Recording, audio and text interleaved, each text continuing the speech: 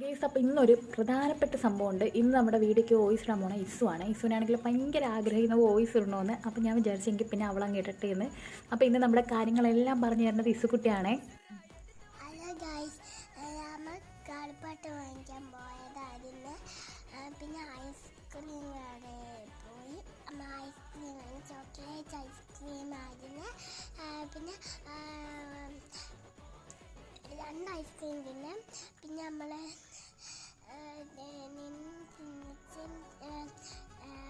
ഞാൻ നോക്കിയപ്പോൾ പിന്നെ കളിപ്പാട്ടം നോക്കി നടന്നുപോയി. പിന്നെ നടന്നു പോയിട്ട് മണ്ണി കളിക്കണമെന്നും പറഞ്ഞ് അങ്ങനെ മണ്ണി കളിച്ച് ഇതും കഴിച്ച് അങ്ങനെ വീട്ടിൽ പോയി.